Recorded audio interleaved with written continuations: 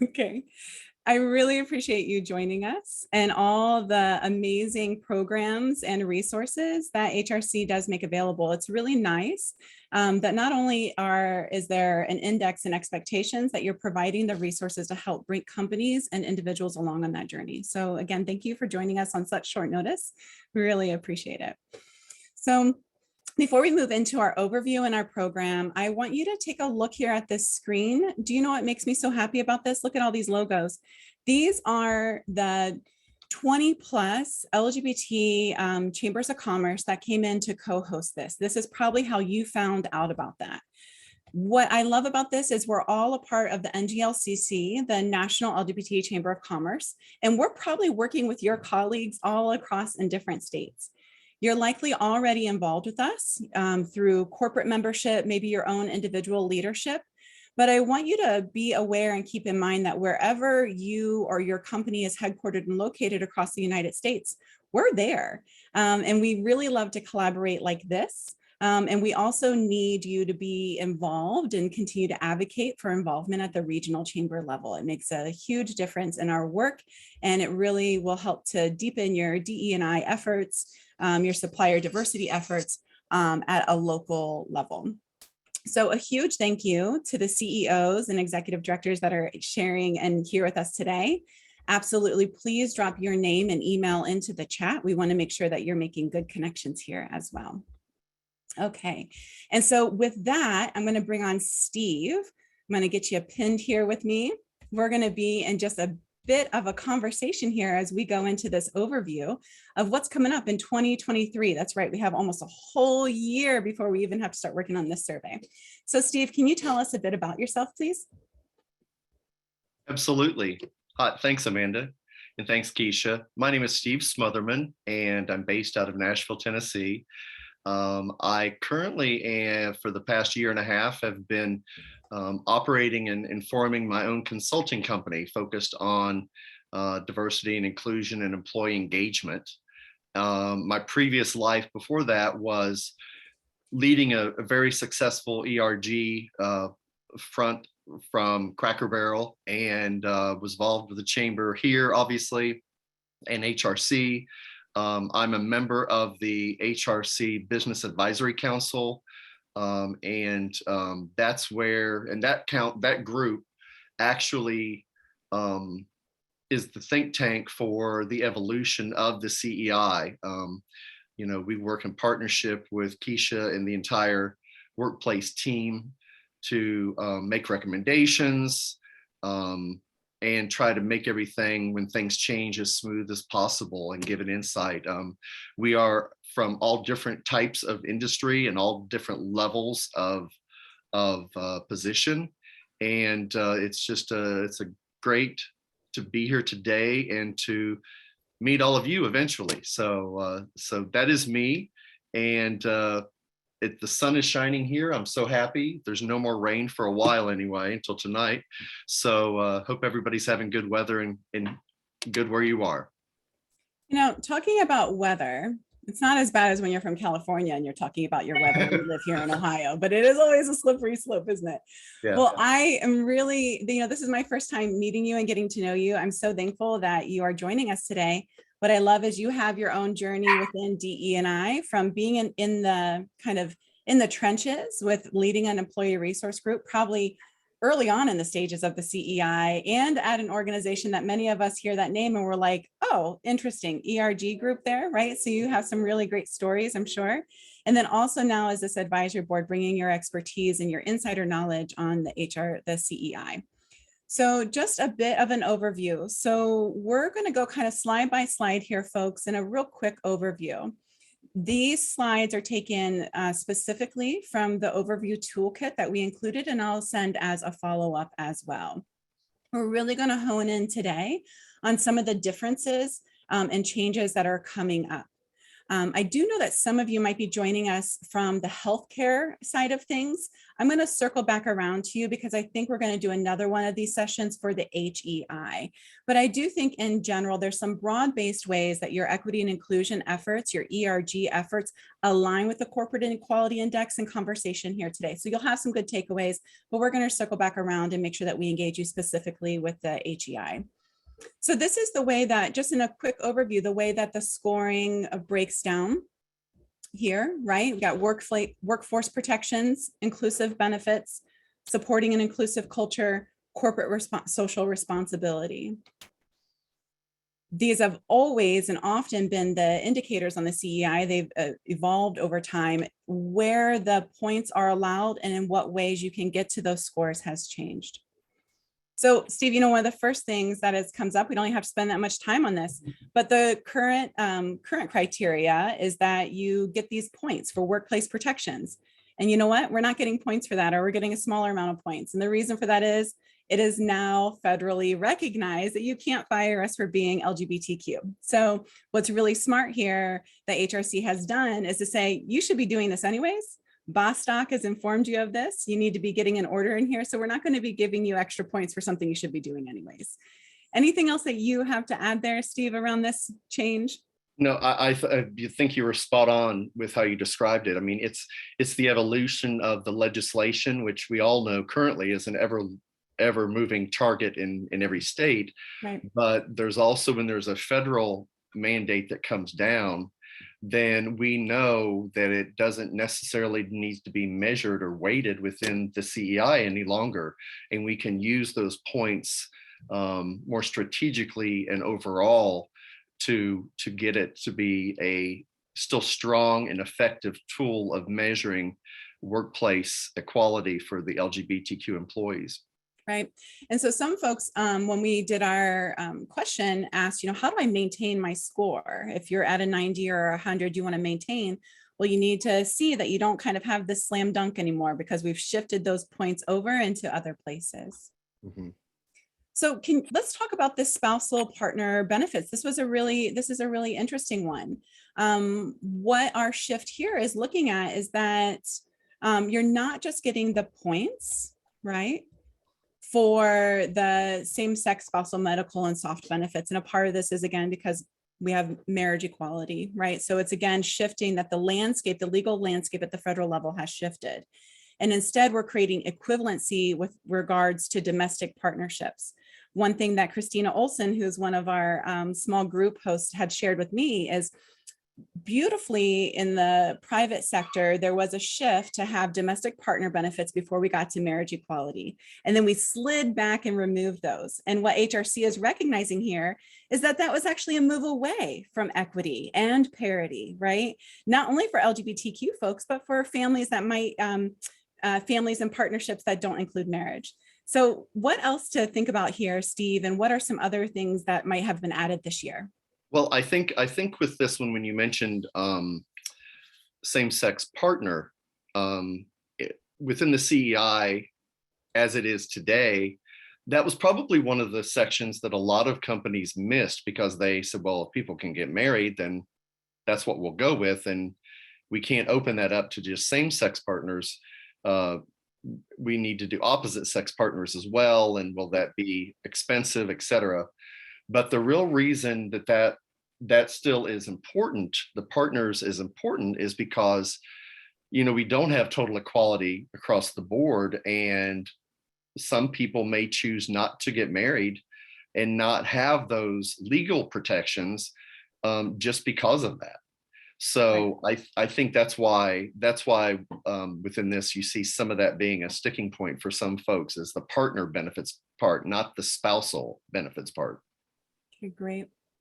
And we also see that there is some definition and clarity here regarding the benefits, benefits that help people form families as they might seek to, right? Yeah, and that's something that's been, expanded and relatively new because it's important. I mean, if you thought back 20 years ago when the CEI began, I bet family formation probably was a dream or almost unfathomable that you could have that as part of this.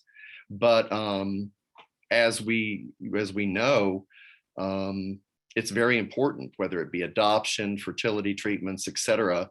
And so this is going to measure, are those benefits available through the provider. Yeah, and another thing that's important for us to remember as we've made progress, where we see in 29 states across the nation, is that there are not equal protections with regards to adoption. And many times there's legislation at local and at state levels that seek to prohibit or allow there to be exemptions that would disallow organizations from working with same gender loving families, right? And Right. so this is again where HRC and the CEI and just the work that you're doing in employee resource groups help to push the curve forward towards equity and equality, right? So that's another reason that this is here. And it's important for you to make that case, especially if you're in states or in municipalities where there are discriminatory legislation on top of there just not being equal protection, equal access. All right. So in our prep for this, here's one thing I want to note for everybody. What's unique about what we're seeking to do here today is, like I said, is to make those connections and relationships. We know that transgender inclusive healthcare can be challenging, can be complex, can shift organization to organization, state by state. And so we also know that this is a place where a lot of technical support is needed. So we're going to make sure that we include the follow-up, because you can email Keisha's team and they're going to get on the phone with your benefits manager. They're going to get on the phone with your decision makers and help you navigate with regards to policy. So just walk me through what has changed. One thing just that's simple to note, the current criteria, you get 10 points. Now we're seeing 25 points. And we know in part, same thing over and over, this is a critical area of providing affirming care and aligning our DEI efforts to ensure that there are transgender inclusive healthcare benefits. So we're going to give more points for it. So walk me through some of this here with this new criteria, if you can. Right. Well, the baseline coverage, which starts about the middle of this slide and goes down, is really current, and it is ongoing, and that is for a portion of 15 of those total 25 points. Okay. I'm assuming the next slide is probably the newer part of this, which is the additional services and treatments, and this is going to be 10 points of that total 25 for this section. So this is something that it's somewhat of a menu of the highest, most common services that are needed for our transgender peers. And you have to be able to get the points. You need to be able to quantify on here 5 of these 7. You may have all 7 of 7. You may have 4 and realize it just needs to be tweaked a little bit to get to that 5th one. But this is where the technical part of it and the terminology part of it may be over most of ERG folks' heads. I mean, this, benefits and medical references and those types of things. So this is one of the sections that I believe HRC is going to help you with a great deal to help you navigate through. Well, we have this, but it's worded like that. Is that the same, et cetera? So that's kind of how I see that. Amanda, did you have anything to add or any questions on this? Well, so a couple things. HRC on by their 2 webinars per month, they're absolutely drilling down specifically here on benefits. Mm-hmm. And if I have to think about how to approach this, like the team that you're going to assemble, you're going to maybe want, if this is an area that is going to take more work, get the right expertise and folks on that team, or to be able to make those conversations, work them up the pipeline, I would start working on this and focusing it here, right? If you know that about your organization or your team. Also, in general, with employee resource groups, as you're looking at your membership base, how do you get the supplier diversity, the procurement, the benefits, the HR folks and experts in your company to join in your ERG? So you're always constantly wanting to think about how your membership evolves and looks that way. So when it comes time for the CEI, you already have those people on your team, right? So for my one sports analogy, my wife is the sporty one, not me. But I would say that the CEI application and running an ERG is a team sport. It's not golf. There you go, y'all. Okay, got that in. Absolutely. Absolutely. And I would just add to that, that this is where if you have executive sponsorship, that sometimes you can leverage that connection to get in the door, to sit down with the right people in benefits or human resources or whatever it happens to be. That's great. And that's a good thing to keep reminding your executive sponsor, is that it is about helping to leverage conversations, resources, the human resources and those money resources. Similarly, whenever you all are thinking about how you're serving on boards or taking leaderships in your community, when we're in those roles, we're trying to leverage and open the door up to our relationships. Great. And I love people absolutely bounce on in here in the chat. I see some questions and I see some people saying, yes, this is how we do it. A reminder, when we go into the small group, we're going to have some wonderful roundtable hosts. But in these areas, you also can share the challenges you've come across and your wins and successes and how you've navigated this. Yeah, and absolutely. So Ashley, did you want to pop on in here? I think I see just a little bit of a chat here. Yeah, hey, just Please to do. have someone from the trans community make a statement in the response to the discussion about trans medical benefits.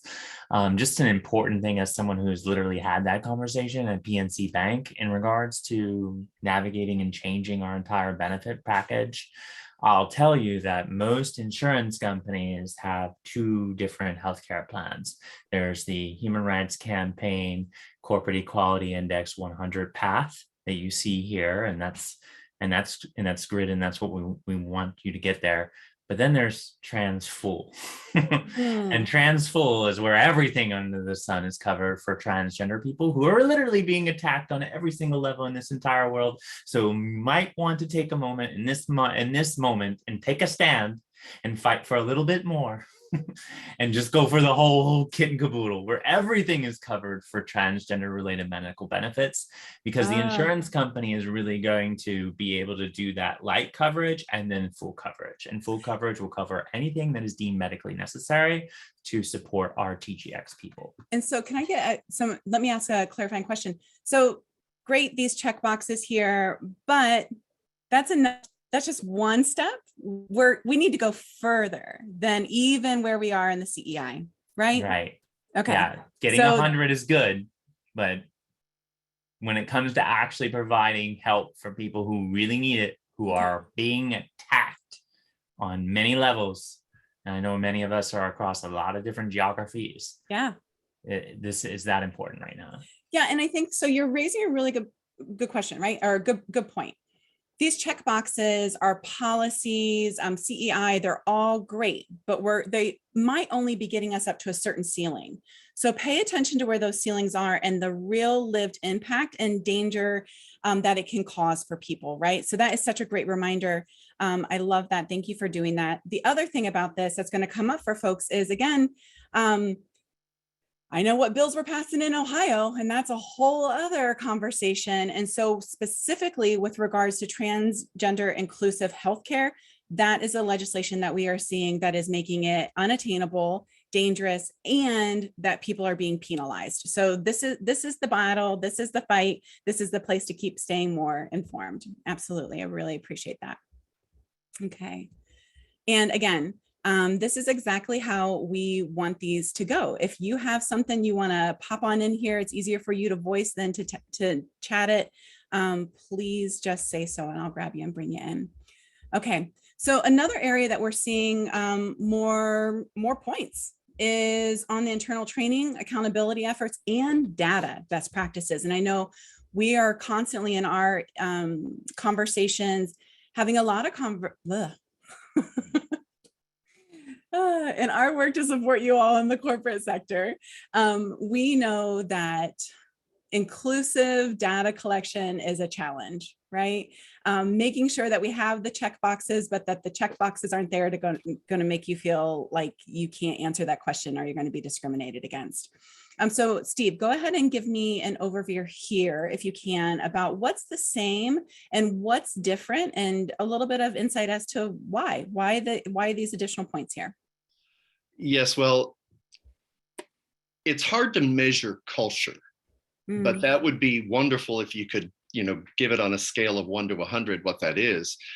And this goes into that a little bit because it is all about those soft things we do in industry when it comes down to training, supervisor training, the data. It's kind of difficult to measure things if you can't put any sort of a number to it. So that's why you're seeing this on here being evolved and definitely more current to raise that bar on confirming that anyone that gets 100 or gets close to it, or these 10 points at least, they have diversity metrics for LGBTQ plus employees, that they, integrate intersectionality into professional development. There's a lot. This is new ground for some of us, and for some companies it won't be. Okay. And it's one of the things that has helped me be busy as a consultant is all of these changes and plus people wanting to ramp up and have effective cultural evolution within their company. I mean, belonging to feel there, feeling like you belong in your workplace. This is what that's about. And one thing that I notice here too that I really appreciate is the specificity regarding supervisors and senior management and executive performance measures, because we can do bring in one training and you get 125 employees to attend on Zoom, and that's great.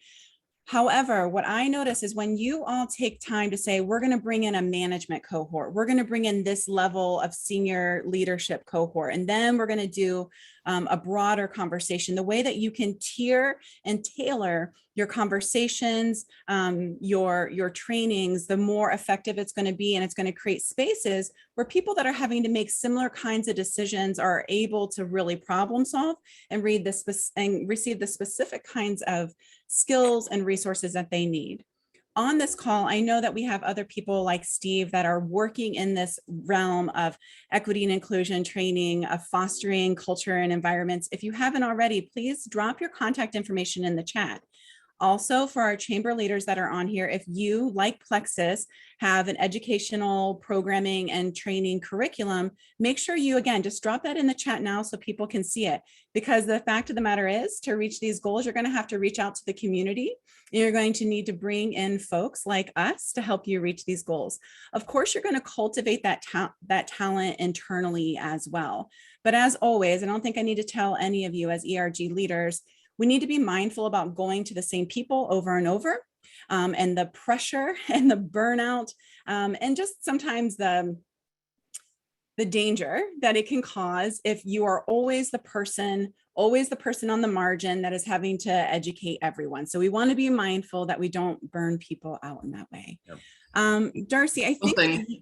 I'm sorry. I was going to say one thing to add to this. I think from my experience, whether it be at Cracker Barrel or even other clients that I have now, this also hits the point that the executive level got it, knew it was important, knew that it was valued, knew how to leverage ERGs with our help a little bit. And us in the ERG, I would think of as the worker bees. Mm-hmm. But it was that middle management that always seemed to be the opportunity to get them on board as to why belonging is important, why ERGs are important, and this training will help with that. Okay. And then Darcy, would you mind, do you want to come off of mute so you can ask your question that you dropped in the chat? Yep, absolutely.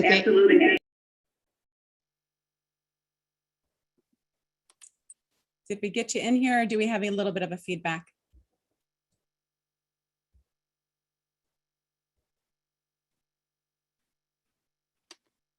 All right. So Darcy's question for you, Steve, was, is it 4 or 3 requirements to earn points? I think this might come from that first slide. It might have got a little bit cut off. 4 LGBT and internal training and accountability efforts. And this, it says including at least 4 of the following elements, plus the mandatory intersectionality training. So, okay. So yes, it's not necessarily all. It's a little redundant because this is at least 4 plus the last one, but there's 5. Okay. Okay. And then also when we think about intersectionality, I know one of the works that you all do is how do you collaborate with your other employee resource groups? And so to me, this is one of the things where if you're doing that well and you're finding a way to do that, great, checkbox for you. You're going to get some points for doing that. And explore. We encourage you to explore the idea and concept of what intersectionality means. If you're not familiar with it, just drop it in the chat and I will follow up with some really useful resources. April using the raised hand function. Love it. Yes, go ahead and jump in here. Oh, unmute. Unmute. Hello, can you hear me now? 100%. Yes. Okay, thank you. This is April, and I'm also with Darcy. So I'm going to let Darcy ask her question. Yeah, so I just want to make sure that I was listening because we were trying to unmute ourselves without having the background backup feedback. So we actually need to do all 5 of those requirements. Is that what I heard you say to get the full points? Yes. Okay. Excellent, that's good clarification. And then April had a clarification with the supervisor training. Will we get credit if it's a go forward? So today we don't have that. We have training available. We have training available, but not, in mandatory supervisor training. So can that be on a go forward? And that's one of those great questions that you can reach out to the HR team, workplace team, and give them an idea of the time frame and talk about where you're at with it. I know in the past, they've worked with people whether you're implementing benefits, but enrollment isn't match up with the CEI. So, that's usually toward the end of the year, or the CEI is in the spring. So do you get credit for that or not? And that's one of those things where I would reach out to Keisha and her team and just, explain the situation and the timeline. Mm-hmm. Yeah. And so thank you both for problem solving. I give you points for the Zoom meeting for figuring out how to get unmuted and the teamwork that you showed there. I'm really impressed. Also, I forget that some of you don't know me very well. I just can't not bring this whole sarcastic jokester here all the time. Okay, so I'm going to check and see where we are in time. So, oh, good, we're coming in. And these are the questions that we want you to keep on bringing and the ideas that you might have from these slides and questions into your small group sessions, okay? So again, this is still in this internal training and accountability with regards to data. We have to have at least one of the following elements: anonymous employee engagement or climate surveys, data collection forms that include race, ethnicity, gender, military status, etc., that are typically recorded as part of the employee records. We're asking that there also is the optional sexual orientation and gender identity. This is the place too where I want you all to keep leaning in with one another to find out what are the best practices, putting full check boxes, letting people self-report. How are you using your different onboarding software? What are you finding that's working? Where are you finding challenges? And then the other is also with the board or governing body, that your member demographic data collection include the option for individuals to report sexual orientation and gender identity. I like this third one a lot because what we know is that on leadership boards, we do not see adequate representation of women, BIPOC, Black, Indigenous, people of color, and LGBTQ folks. So if this is one of the ways in which we can encourage people to count us, when you're counted, then maybe we get a little bit more in the room. It's not a solid total solution, but it's one of the ways that we get a step there. And then Christopher, you're asking also, Steve, I'm going to read Christopher's question here too, in case you can answer it. the data best practices criteria, is it specific to the US or is it globally facing? This is a great question that we'll want to make sure we follow up with HRC. We know that for any of you that have a global footprint, this is challenging. How do you translate these questions, not just from like, what are the words? What are the best ways to ask? What vulnerabilities could you be creating by asking in different locations? So yeah, Steve, what are your thoughts here? These are created for the US, and Okay. obviously with the situation in some parts of the world where many of our companies do business, you have to be very careful about coming out. And to some people, that's what they think, self-identifying or, checking the box, is this coming out. So I think it's also a responsibility of the organization to be very, very careful and clear about the confidentiality of the individual data they collect, and that they're very transparent as to, what they do with it in totality, as far as sharing it, et cetera. So this is a relatively new frontier for many organizations, and for some it's old hat. But this is it's not necessarily for people to collect it from perhaps a country where it's dangerous to be out, because they don't have any federal protections in that region. Right. And another thing about this that we want to remember is a policy is one thing. So you have a policy and you've done trainings for when somebody comes out, or when somebody brings their transition plan and journey to your awareness, and they're using the resources of the organization. They're bringing you along as an ally in that journey, right? It's another thing in practice to hold the confidentiality and to make sure you're informing the right people at the right times, and ensuring that the forms, if they're printed, if they're online, where they are, that you have the right levels of confidentiality, right? So also putting that in practice. I think about it from, if somebody tells me their new name and their new pronouns, but they're not ready to tell everybody else, I have to hold a dual reality for that person. That's what I can do. I can know that I have the distinct pride and pleasure of knowing that now, but I need to continue to call them by the name that they are telling everybody else, right? So you have to do this tightrope walk. This is going to be the same kind of practice that you need to think about on securing forms, surveys, and how to ask those things. Anything else there? Yeah, go ahead. I was just gonna add on that if this is new for your organization and you hit some resistance, and perhaps, and I've experienced this myself with clients and where I've worked before, where I was introducing this idea of employee engagement surveys and focusing, and self-ID. And they said, well, do you think people would feel comfortable checking the box? And I said, well, let me ask you a question to your question. Doesn't that tell you that they don't feel as welcome as they should if they hesitate to check the box? Right. So I think that you can sometimes use this to kind of move the culture beyond just the data point. Oh, Christina, do you want to pop? Oh, in the EU. Okay. Yeah, we were just talking about that the other day. And so there are going to be limitations on how you can roll this out on a global level. And so again, this goes back to, how are you going to assemble your team? Do you have certain representatives that are going to take what you're implementing here to get that 100 score in the States, and then make alterations to how it's applied in other locales and regions? Also, a lot of times this doesn't have to do with individuals. This has to do with tech, with software, with processes, with rewriting code and databases. You all now know that this is not my background. So I'm not that person on the team. So who is your person on the team in the organization? Okay. And then our last part here, I believe this is our last slide before we introduce our roundtables and let you all go chat it up while I take a break, is the outreach and engagement to the broader LGBTQ community. As an LGBTQ Chamber of Commerce, loving this one, that there's at least 5 of the following efforts. What I really love about this is the employee recruitment efforts. Where are your job fairs? How are you able to partner with your LGBTQ centers your LGBT campus centers.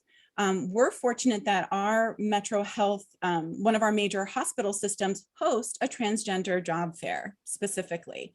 So are you able to collaborate and host a fair across other sectors or within your sector? How are you, when you're going to conferences, how are you ensuring that the ERG is front and center, that you have LGBTQ representation, that all of your ERGs are always included in your recruitment efforts, right? I know for us as a Chamber of Commerce, we also host an LGBTQ, we call it a queer career fair, just to make it hard for ourselves. And this is where we partner with the campus. We partner with our different trans-focused organizations, and we do all different kinds of programming specifically for young professionals and trans and non-binary focused folks, alongside with having a larger career fair. Your marketing and advertising. Do you know where your LGBTQ media sources are? I'll tell you, in Ohio, we have one, and it's the Buckeye Flame. So how can you create spend with those LGBTQ marketing resources, in addition to all your other ways that you're marketing and having inclusive materials? It lists specifically on here, have some spend, advertise with those LGBT radio shows, podcasts, newspapers, whatever that might be. Yeah, and one thing I would say here too is it doesn't, to get the at least five of those, that doesn't mean one in each of the five. You could have 2 recruitment efforts and a supplier diversity program and skip one and so on and so forth. Now, there might be some question if you had all 5 in one of them and that was it, but you know, it's meant to be a little bit more fluid and flexible within this.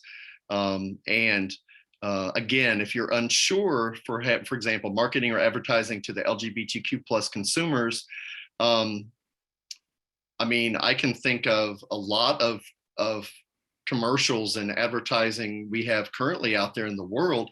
It may not even be targeted to specifically LGBTQ plus publications or marketing specifically to that demographic.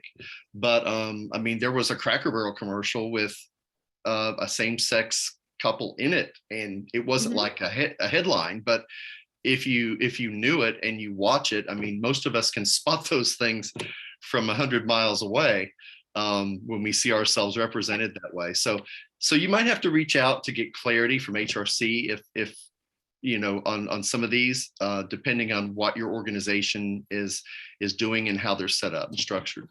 Yeah, I appreciate you took it at that larger national, you know, larger marketing, 100,000 feet up. And I am like, just spend money at your regional community, like community, right? They both count, do all of them. What I love, and I know I'm going to hear from all 70 participants who have been on, is that you all are going to do every single 5 things, right? That's what I would love, because one of the things that we know is number 5 is going to be one of the hardest, maybe, for you to get your company to come out in support of equality. I know right now in Ohio, we have a bill that's coming up that we need the private sector to say, this bill is not good for business. This bill is not good for talent acquisition and future leaders, right? If we can't get them to do that, you know, one of the ways that you can get your company to come on board is you can sign on to HRC's corporate equality letter of leaders, or you can look at a regional letter and also sign on to things like Ohio Business Competes, these nonpartisan statements of support that basically say inclusion is good for business. Okay, I'm going to stop there. Oh, look, I can see everybody's faces again. Now my energy is flowing again, right? Not just me. Ashley totally understands the assignment. And so some of you also do, and you totally respond in there. Okay, so we're going to go into our small groups. I think everybody here has been able to see the chat and some of the questions that have come up. Yep. And Joe, you know that majorly in Nashville with the work that you have been doing with regards to advocacy and legislation work. I really love it. So I am going to bring in, can my folks that are hosting, will you come off of mute and just be ready? Then I'm going to go ahead and pin you here so we can all see you more easily and give you some time to introduce yourselves. So we know from Steve. Justin, can you go ahead and give me an introduction of who you are, what your work has been in the ERG CEI world, and also, yeah, where you're hailing from. Sure. My name is Justin Rains. I'm a photography art director at American Greetings, and my pronouns are he, him. I'm also the associate lead for our Pride at AG ERN. And I've been involved with that group for about, well, I guess over a decade at this point. So American Greetings actually just achieved a 100% score on the CEI last year. The previous year we had scored a 90, and the year before that we actually scored a 60. So that was kind of the spark that got them going when they finally agreed to take it, and we didn't do as well as we thought we would. So I will say we have a little bit of an advantage, that I think a lot of you probably don't, in that we're actually making product that is targeted towards the LGBTQIA+ community. So that gives us a little bit of leverage to say that, if we're making products and targeting this community specifically, that we have a responsibility to support the community when they need support.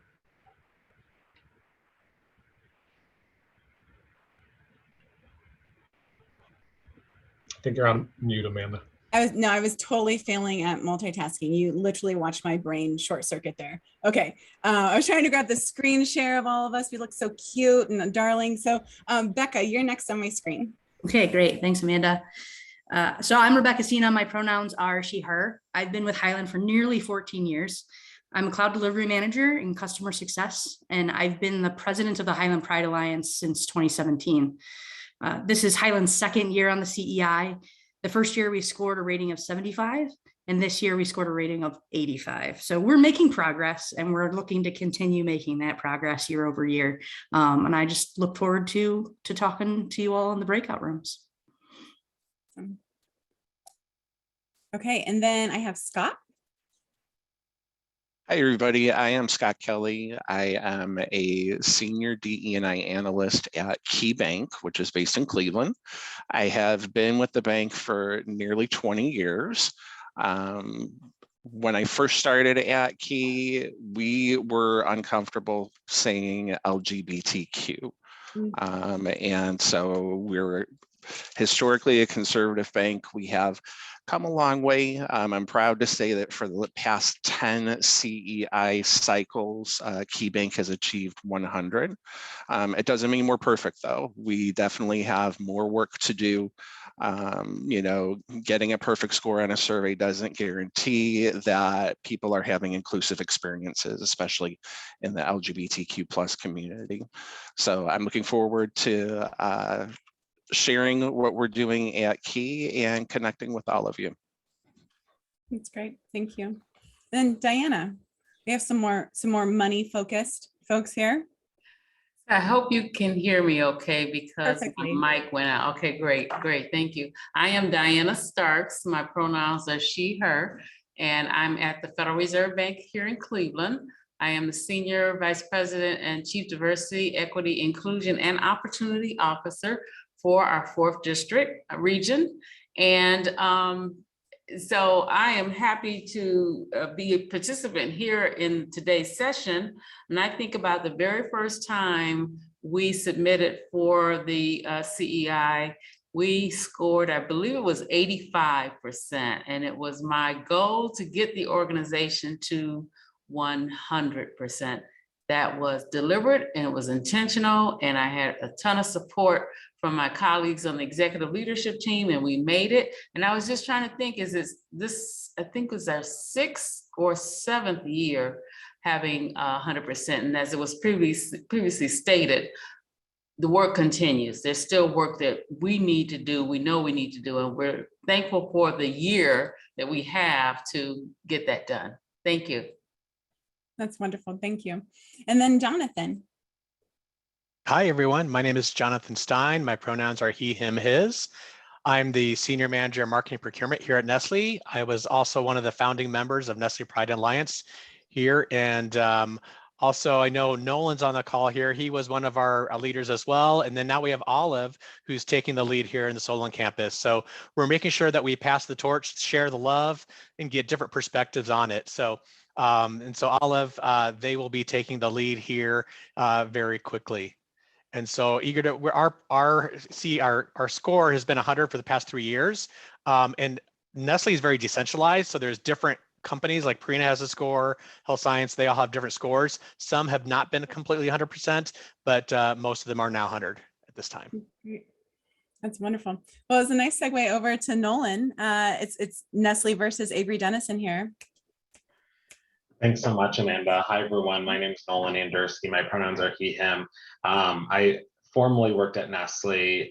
Last month, I came over to Avery Dennison, where I lead diversity, equity, and inclusion marketing and communications for North America. Yes, I understand it's a long title, but if you work in corporate America, that's what they give us, so I can relate.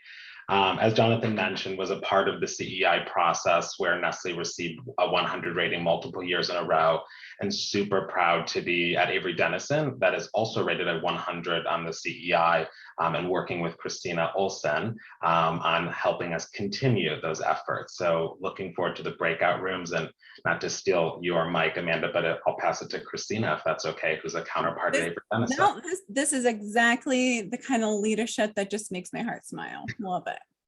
Love it. Go ahead, Christina. Hi, Christina Olsen. I have been with Avery Dennison for about 17 years. I guess if you want to blame someone, you can blame me for getting Avery listed with the CEI. I started rowing back in 2015. It took 6.5 years. We initially got an 85. We were slated to get about a 60, and then, luckily I was able to work with the HRC and say, no, let me show you what we have. And that was awesome. So we actually initially scored an 85, and then I believe we got to a 90, and then this last year, 100%. So a dream, personal dream. Speaking personally, it was very intentional, and it was very passionate and very rewarding. So I'm glad to be here to help others. I've been involved with so many ERGs and also the North America D&I Council. I'm one of the original members of that. So here to help. I love it. All right, yeah. So I'm going to put you into breakout rooms. We're a little bit smaller than we were with registration. So you might have like 5 people in your group. So you should be able to have a nice conversation. I'm still going to keep these at about 45 minutes. I'm going to ask my roundtable panelists, does that feel good? Does it seem like we need about that much time to have conversation? Okay, great. So here's the thing. I'm going to turn my camera off. Steve, you can fill time as I think and click buttons over here and pray that I don't mess it up. I'm also going to go ahead and pause our recording. Transgender benefits. So certainly I think some of us were saying, hey, we probably should know more of that. And I loved how she really kind of enlightened us to be able to understand, hey, there's the CI version and then there's a full version, and really, stand for that full version if where you can. So super beneficial in that piece. Overall, great discussion. So I don't know if anybody else on the team wanted to pipe in, but that's the highlight for me, at least. Great. Ashley, I think that's a nice segue over. And also y'all, applause to Ashley. I texted her this morning. I was like, hey, somebody's sick. Can you be on in here? And Ashley said yes. And we're going to make some plans for some more collaborations. Oh boy. Ashley, tell us about your. Yeah, no, thank you. I'm honored to join you and so many amazing leaders. We talked a lot about how we had a lot of leadership commitment, which was great. We also touched a little bit about the cost piece of the benefits, and as every year there's a whole healthcare analysis done, and if one cost goes up somewhere else, they look to save costs somewhere else. And looking at it from that lens might be a great way to find the, average probably 80 cents of what it might actually cost to have transgender medical benefits for your per employee per healthcare plan. So I think you might be able to find that at 80 cents somewhere else. And then we talked a little bit about, actually we talked a lot about the history of HRC and the intersection of the CEI and its and the realm around the number of 100 and how maybe it should go higher, right? That would be great. But we definitely talked about that history, LGB versus T, and kind of where that fits in. And then we talked a little bit about, you know, the difference between judicial and legislative priorities and how they have a different mix. And then we actually even also touched a little bit on marketing and how representation really matters. And then we talked about community impacts. And I said that if you're giving to an LGBT organization, maybe you should think about a transgender-led organization. So I amplified Trans Can Work, Trans Tech Social, and the Trans Latina Coalition, 3 organizations led by trans women of color, because they need a whole lot more amplification because they're being murdered at a 98% commensurate rate, comparatively speaking, to white transgender people. So there you go. That's great. Do you mind can I ask you to drop those in the chat so I can make sure I put that in the follow-up email to everybody? Those are new organizations to me. I'm familiar of the ones around here, but that really broadened my scope. I really appreciate that. Yeah. Awesome. Okay. Becca and Courtney, a little bit of duo there. Yes. I think Courtney may have needed to drop off, but I just tried to feverishly write down all of the things that we talked about because I was actively engaged in the conversation and forgot to type things. So, okay. Jacob and Carrie and Becky, if y'all can chime in after I'm done saying what I think we talked about, feel free to do so. But we talked about where everyone is currently on the HRC CEI. We're kind of like a little bit all over the map. Some haven't started, some to 100. And so that was great to see how they got to those different points. We talked about how the ERGs operate. I talked a little bit about how Highland's ERG operates. We talked about how to get buy-in for getting on the CEI, how to even start that conversation. We talked about the cost of actually filling out the CEI within the organization. So while the survey itself is free, there is some kind of down the line cost of getting your organization to make some of those changes. Okay. We also talked about the marketing of LGBT events and employee engagement extending beyond just Pride Month and being something that is intentional throughout the year. Jacob, Carrie, Becky, you want to chime? Did I do a good job? Anything else to add? You did great. Okay, perfect. Yeah, you did phenomenal. Awesome. Go team. Christina, what are your share outs, report outs? Well, you know, we had a different type of conversation. It was more focused on, you know, how to get started and how to speak to management about creating change, which I think is equally important. You know, the why behind why are we doing this, and focusing on how to keep things from getting too political, the perception of being political, when really it's a focus on diversity and inclusion. And I want to open to the members who are involved with me, since oftentimes I get so caught up, I miss the big picture. But I think that those were a few components. Does anyone else wish to say something?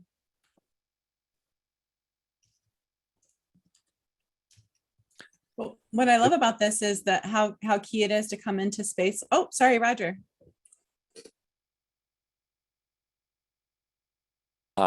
Christina did a great job explaining a few things. A number of us were newer to this and we haven't gone through yet before. So she did a great job describing things that we needed to go through and how to keep it focused on the business and get the politics out of it, like she said. So awesome. Big shout out to her. Yes, big shout out. Let me add one other comment really quick, and that is it's more about the cost of doing nothing. You know, so many things are changing in our world. We have entire generations of kids that aren't interested in working for a company that doesn't have DE&I in their focus. They would rather be unemployed. I shot our group a news article on that. And I think it's really relevant because, you know, these massive companies, Amanda, don't have issues with talent acquisition, that have made DE&I a focus. They're able to get the top talent, and they don't have to go to job fairs to scoop these people up. So it's important to understand that by doing this and creating a different organization, you're more profitable, and you have a willingness for people to come work for you, and you don't have to go try to find them. Yes. I love it. All right. So I have Scott, and then, and I'm never going to let y'all go. I'm trying to be on time, but I'm just going to keep you here all day. So Scott, and then Steve. Hi, Amanda. I will keep this short in the interest of time. Our group also had quite a few different levels of experience. Some were brand new to the CEI, and some of us are more experienced. One thing that we all agreed on, though, is that there's a lot of information to gather, and it takes a village, but it's also a very worthwhile process.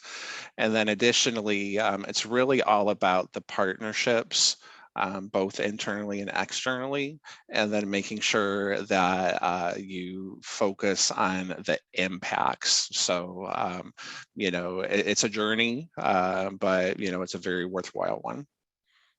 Love it. Thank you. Yes, Steve. Unmute. Okay. We had some great discussion, I felt, and everybody, really participated with. The first thing was around having international conglomerates that may be based here. And one of the people in our breakout group actually worked for that overarching corporation, but there were brands underneath that or divisions underneath that. And the whole question about, do they need to fill out the CEI separately? Oh. And I said, that's a great question to probably contact HRC for, but also if you have separate policies and procedures and different benefits programs, that's going to tell you the answer right there. Yes, you need to fill it out separately. Okay. But we also decided that we should use that to leverage, because if we can get the overarching corporation to get a 90 or 100, then how could you have any division with a 60 or 70 without it being like, wait a minute, what's going on over there? So that was good. We also had a lot of folks in our breakout that were somewhere in the middle, 60, 70, 80, 90 range, somewhere in there. And we talked about, I had a good question. If someone gave an example of, they'd heard someone say that, a 70 is good enough. Oh. And what should our response be? And I said, well, how bold you want to be is the first decision you have to decide, but say, was that good enough in school? Or can I give you 70% productivity? Or is any of that going to work? Right. No. So that was a good aha. And then lastly, I think one of the headlines was talking about trying to include down the road in the CEI, the lived experience, which is that cultural feeling thing, and trying to make that more measurable, okay. And still being confidential with the, the data that's collected. So we were kind of all over the place with our discussion. That's great. And these are also really other good responses is, 70% of your pay, 70 enough. These are really good. Yeah, really great. Good. Yeah, Justin, and then Diana, you're going to bring us in for the win. I think I got everybody. Yeah, I'll try and keep it quick. We had two people that were just in the exploratory phase of looking into the survey, and then one person who was kind of stuck and trying to get a little bit higher. We talked a lot about making the business case. What are your competitors doing? What are your competitors scoring? What are your peer companies doing? And using that as talking points to your own organization, and able to kind of nudge them in the right direction a little bit. And then some discussions around the points that have the dollar signs attached to them, like benefits. Yeah. Well, I really appreciated actually talking about the benefits of just like, it's a constant analysis of where is there some money that's freed up and how are we going to get that 80 cents? And then just figuring out one thing always to do, right, is put them on flashcards. So you have them at the ready, memorize your quick comebacks, memorize your stats. And I mean, this is stuff I know I have to do too. Those are just good tips and tricks to have saved on your desktop. Diana. Yes, so we had a very robust conversation, and I appreciate everyone who provided input and contributed their voice to that. We talked about training, we talked about metrics for performance management, particularly amongst the leaders of the organization.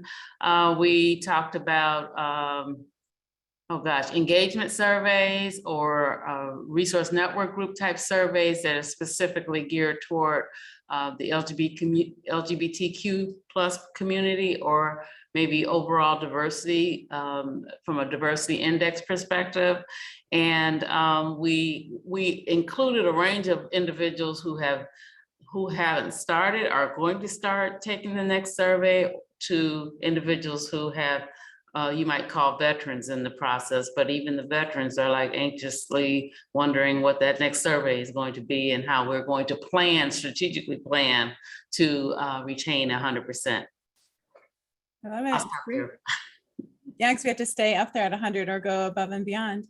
So we're at 5 o'clock, and just in closing, I just wanted to give our chamber leaders that are still on the call, if you had any announcements, any upcoming events, any calls to action that you wanted to put out there for the good of the people.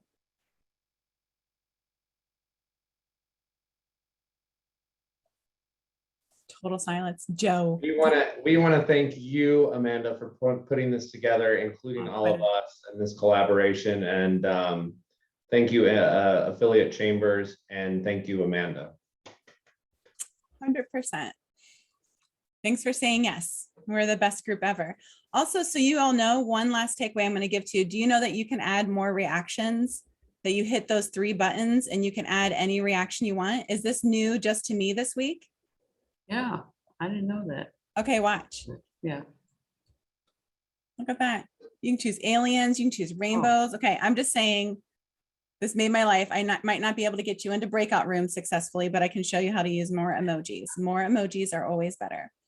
Oh, yes, rainbows, cats, lips, all the things. Okay, y'all, be safe, be well, keep up the good fight. We're gonna follow up with resources. I hope if you're not already involved with your local NGLCC affiliate chamber that you're gonna be like joining the boards and running stuff soon. We really need you all and appreciate you. So stay in touch and see you all again soon. Bye.